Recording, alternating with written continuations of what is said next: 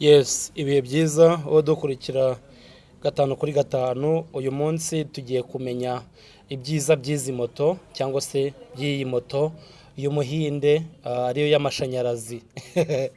Byagenze neza, byakemutse ikijyanye na moto z'amashanyarazi, aho umuhinde yari yangiwe kongera gusohora moto ya 75 ikoresha essence, dore ko ikibazo cya essence muri iyi minsi cyabaye ikibazo cy'ingutu, aho essence yahenze kuruta ibintu byose. Rero umuhinde ntago yicaye, ntago yatuje, ntago yatereye agati mu ryinyo, ahubwo yaragiye agukorera moto y'akataraboneka izajya ikoreshwa amashanyarazi. Dore ibyiza rero by'izi moto z'amashanyarazi zigiye kuza vuba cyane. Icyambere nuko igaragara neza. Abanyarwandakazi, abanyarwanda muri rusange bakunda ibyiza, nta kuntu ino moto batayikunda. Igaragara neza kuyitwaye ndetse n'uyiteze cyangwa se n'uyicayeho muri rusange. Icya kabiri, ku muntu yiguze azajya yicaginga iwe mu rugo. Iki cyo ni rurangiza, dore ko ibijyanye n'izindi z'amashanyarazi wajyaga guhindura batiri ugasanga niba uyifite uri umumotari cyangwa uyifite uyigendaho bisanzwe, kujya gutonda umurongo kuri sitasiyo y'aho bahinduriraga batiri byabaga ari ikibazo. Ariko urabona ko iyi moto uzajya ucaginga iwawe. Wahita wibaza ngo se umuriro uzajya umaramo igihe kingana iki? Umuriro ufite imbaraga cyangwa se ubudahangarwa bw'uko izajya igenda ibirometero bitari bike, bisaga 350. Ibirometero bisaga 350, aho ku kigereranyo cyiza cyane ushobora kwibaza ngo se ibyo birometero 350 ushobora kugenda he?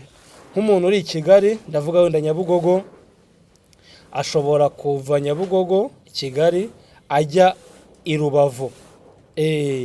Yagera i Rubavu kandi none akaba yagaruka i Kigali.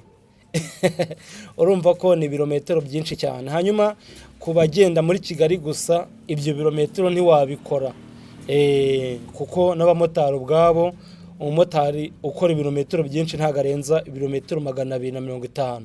Urumva rero ibirometero 350 ni ibirometero bitari bike cyane. Bivuze ngo iyi moto ifite ubushobozi cyangwa se ubudahangarwa bw'uko ushobora kuyigendaho umunsi wose icyuzuye cyangwa se igifite umuriro.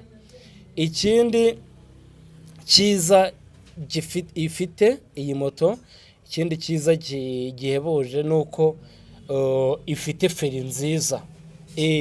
Feri za 75 za moteri nk'uko zabaga zimeze ni nako nazo zimeze. Ntago ari za moto ziteye inkeke, ntago nirwa nzivuga nk'iz'amashanyarazi zimaze iminsi zivugwaho kwica abantu cyangwa se gukora gisida bitunguranye bya hato na hato kubera ikibazo cya feri.